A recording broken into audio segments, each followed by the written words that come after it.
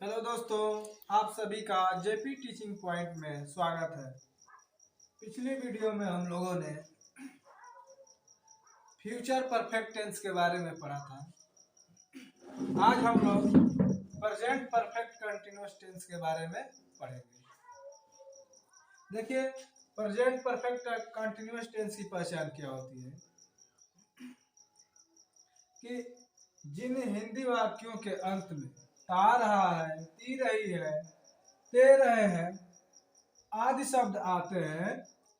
ठीक, उसके बाद इसमें हमें इस बात को हमें ध्यान से समझना है क्या कि कंटिन्यूअस टेंस जो होता है उसमें कर रहा होता है, और जब हमारा ये परफेक्ट कंटिन्यूअस होता है तो उसमें करता रहा है। ऐसा इसमें वाक्य में देखने को मिलता है हमें लास्ट में। तो इससे हम ट्रांसलेशन को आसानी से बना सकते हैं। अब हम इसके बनाने का नियम रूल देखेंगे। सबसे पहले हम अफर्मेटिव सेंटेंस को पढ़ेंगे।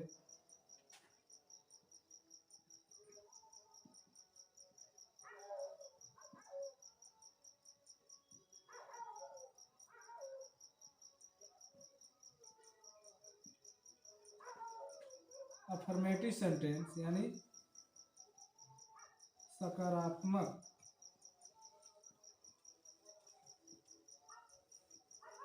वाक्य। अब अफर्मेटिव सेंटेंस के बनाने का हम नियम देखेंगे।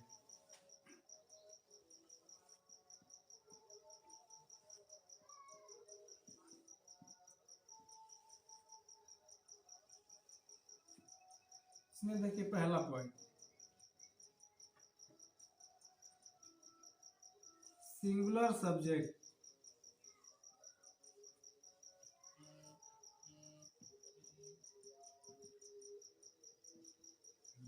सिंगुलर सब्जेक्ट यानी एक वचन कर्ता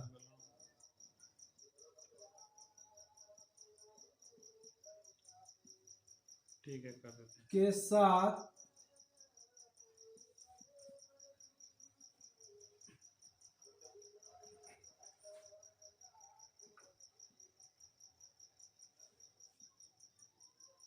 हैज बीन तथा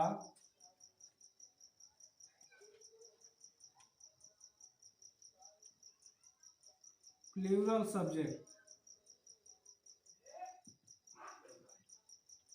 यानी बहुवचन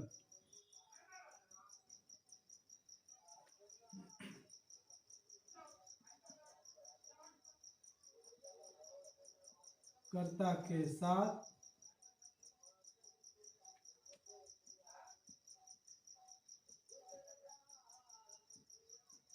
हैव बीन का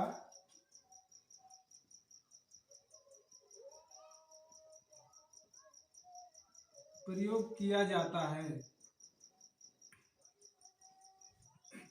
यानी हमारा पहला पॉइंट है कि सिंगुलर सब्जेक्ट यानी एक वचनकर्ता के साथ हैज बीन, और जब हमारा सब्जेक्ट बहुवचन होगा तो उसके साथ हम हैव बीन का प्रयोग करेंगे।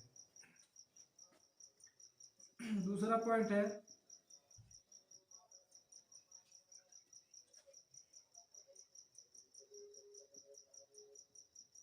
क्रिया यानी वर्ब के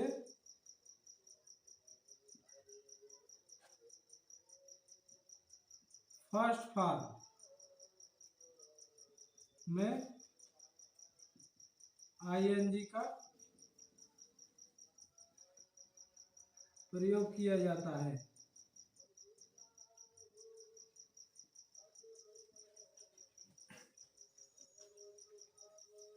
तीसरा पॉइंट है, इसमें देखिए समय भी दिया रहता है, तो समय के लिए हम सिंस और फार का प्रयोग किया जाता है। लेकिन कब सिंस का प्रयोग किया जाता है, कब फार का प्रयोग किया जाता है, इस चीज को आप जान लीजिए।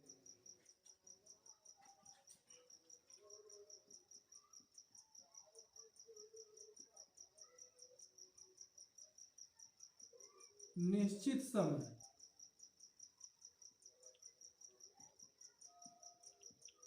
के लिए सिंस तथा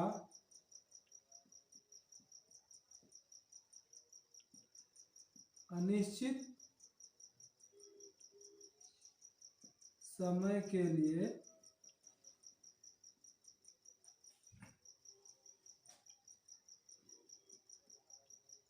फार का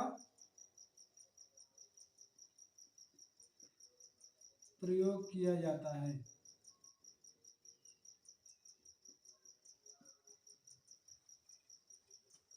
तीन पॉइंट है आप लोगों का अफर्मेटिव सेंटेंस बनाने के लिए। सबसे पहले अगर हमारा ये सिंगुलर सब्जेक्ट हो तो उसके साथ हैज बीन, प्लूरल हो तो उसके साथ हैव बीन। उसके बाद क्रिया के फर्स्ट फॉर्म में हमेशा आईएनजी का प्रयोग किया जाता है। उसके बाद इसमें अगर समय दिया है तो उसके लिए अगर निश्चित समय है तो सिंस, और अनिश्चित समय है उसके लिए हम फार का प्रयोग करेंगे। इसका स्ट्रक्चर देखिए, उसके बाद हम एग्जाम्पल से इसको समझाएंगे। अब देखिए इसका स्ट्रक्चर क्या होगा। सबसे पहले हमारा सब्जेक्ट, उसके बाद हेल्पिंग वर्ब हैज या हैव, उसके बाद बीन, उसके बाद हमारा क्रिया का फर्स्ट फॉर्म उसमें आईएनजी रहेगा, उसके बाद ऑब्जेक्ट, उसके बाद हमारा समय के अनुसार, यदि हमारा निश्चित समय है तो सिंस, अनिश्चित समय है तो फार। उसके बाद जो समय रहेगा उसको हम लास्ट में लिख देंगे। जैसे देखिए हम इसको एग्जांपल से देखते हैं कि सीता 2 बजे से खेलती रही है, यानी इसमें क्या कर रहा है, समय दे रहा है कि 2 बजे से, यानी इसमें समय हमारा निश्चित है कि वह 2 बजे से खेलती रही है। तो इसके लिए हम इसमें सिंस का प्रयोग करेंगे। देखिए सबसे पहले सब्जेक्ट यानी सीता, उसके बाद सिंगुलर सब्जेक्ट है हमारा तो इसके साथ हैज बीन, उसके बाद क्रिया के फर्स्ट फॉर्म में आईएनजी,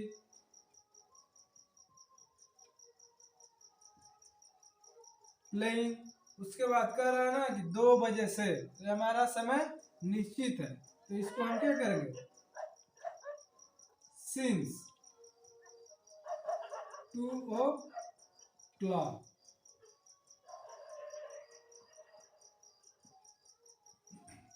इसी चीज को अगर देखिए दूसरा एग्जांपल, अगर इसमें फार का कैसे हम इसमें प्रयोग करेंगे।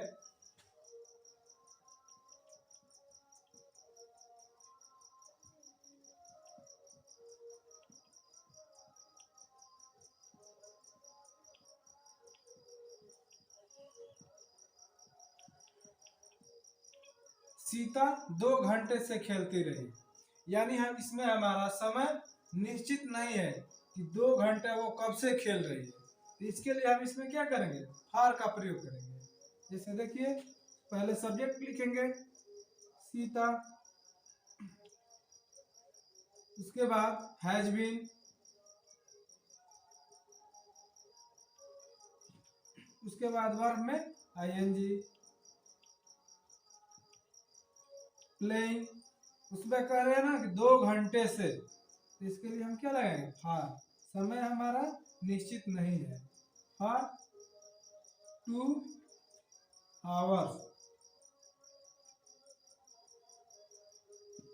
ऐसे हमारा क्या होगा, निश्चित और अनिश्चित समय के लिए बनेगा। अब इसके बाद हम देखेंगे निगेटिव।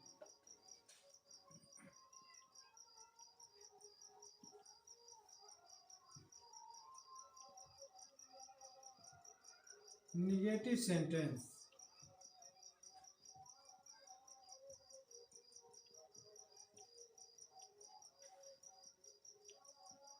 नकारात्मक वाला। निगेटिव सेंटेंस में क्या करना है, हमें ज्यादा इसमें कुछ नहीं करना है।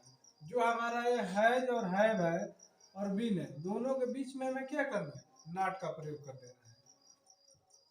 यानी निगेटिव सेंटेंस में दोनों में क्या होगा, हैज या हैव,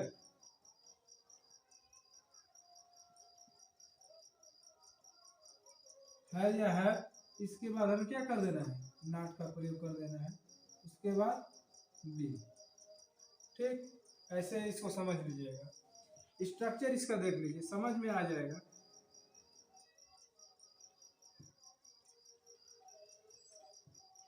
सबसे पहले सब्जेक्ट, उसके बाद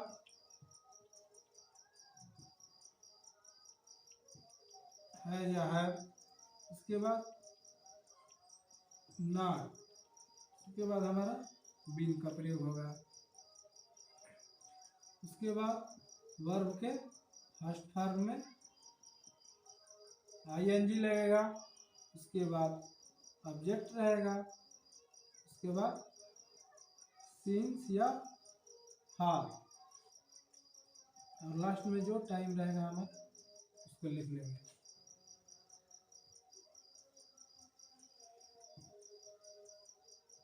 ये हमारा स्ट्रक्चर है।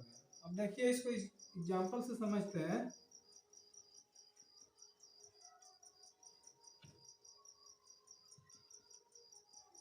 सीता 2 बजे से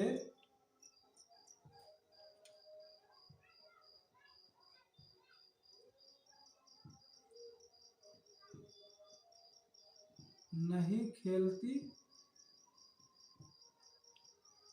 रही है। अब इस स्ट्रक्चर को हमें से सेम रख देना है।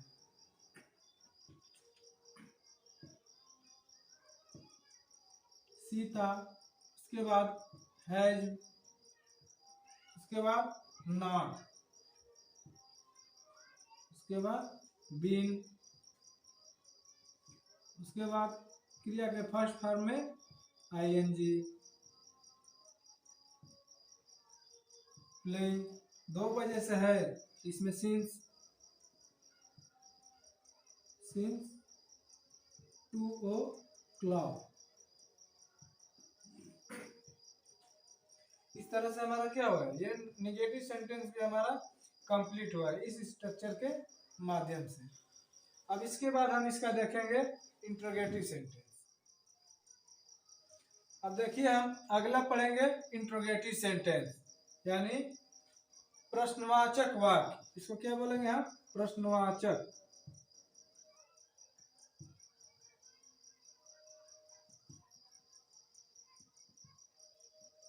प्रश्नवाचक वाक्य। प्रश्नवाचक वाक्य में क्या होता है, इसमें क्या शब्द वाक्य के पहले आएगा। तो जब हिंदी में हमारा क्या शब्द वाक्य के पहले आएगा, तो अंग्रेजी में हमें सबसे पहले है या हैव को पहले कर देना है, उसके बाद सब्जेक्ट, उसके बाद बीन, उसके बाद क्रिया के फर्स्ट फॉर्म में आईएनजी, ऑब्जेक्ट, सिंस फॉर्म, और लास्ट में टाइम, और उसके बाद अंत में हमारा क्वेश्चन मार्क जरूर आता है। इसको हमेशा ध्यान में रखिएगा। अब देखिए इसको एग्जाम्पल से हम समझते हैं। एग्जाम्पल है हमारा कि क्या सीता 2 बजे से खेलती रही है। तो सबसे पहले हमें क्या करना है या हैव में से कोई एक लेना है, यानी है। उसके बाद हमारा सब्जेक्ट, सब्जेक्ट हमारा क्या है इसमें, सीता, सीता। उसके बाद बीन, उसके बाद क्रिया का फर्स्ट फॉर्म,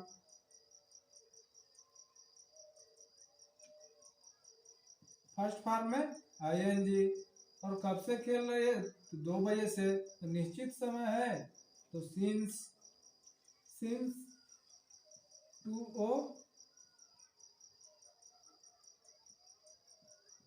o'clock, और लास्ट में हमारा क्वेश्चन मार्क। इस तरह से हमें क्या कहा, इंट्रोगेटिव सेंटेंस भी हमें समझ में आ गया होगा कि कैसे बनता है इंट्रोगेटिव सेंटेंस। यदि इंट्रोगेटिव सेंटेंस हमारा निगेटिव है, तो उसे हमें क्या करना है, बस हमें सब्जेक्ट के बाद नॉट का प्रयोग कर देना है, यानी सब्जेक्ट और है जो बीन है, इन दोनों के बीच में हमें क्या करना है, निगेटिव लगा देना है, और कुछ नहीं करना है। ठीक, इसके बाद हमारा आता है अगला WH type sentence. WH type sentence, इसमें क्या होता है, ये जो क्वेश्चन मार्क होता है या क्वेश्चन वर्ड होता है, वाक्य के बीच में आता है, यानी इसमें प्रश्नवाचक शब्द वाक्य के बीच में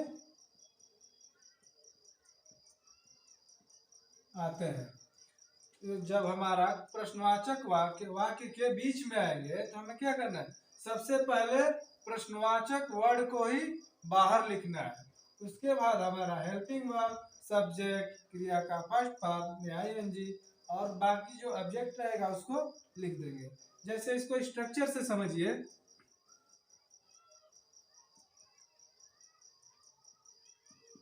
सबसे पहले WH वर्ड, WH वर्ड, उसके बाद हैज या हैव बीन में से रहेगा हैज या हैव, उसके बाद सब्जेक्ट, उसके बाद हमारा बीन, उसके बाद वर्ब का फर्स्ट फॉर्म में आईएनजी, उसके बाद ऑब्जेक्ट, ऑब्जेक्ट के बाद हमारा सिंस या फॉर, उसके बाद टाइम, उसके बाद लास्ट में हमारा क्वेश्चन मार्क। ये हमारा हो गया WH टाइप सेंटेंस का स्ट्रक्चर। अब हम इसको एग्जाम्पल के माध्यम से समझते हैं। एग्जाम्पल देखिए, जैसे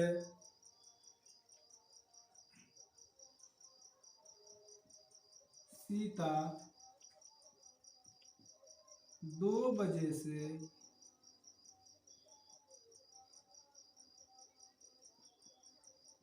क्यों खेलती रही है।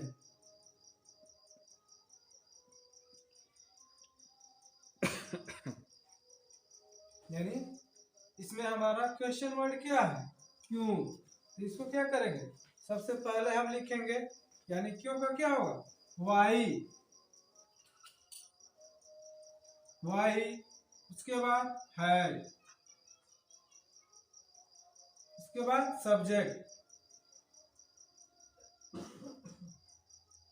सीता, उसके बाद बीन, उसके बाद वर्ब का फर्स्ट फॉर्म प्लेइंग, उसके बाद सिंस,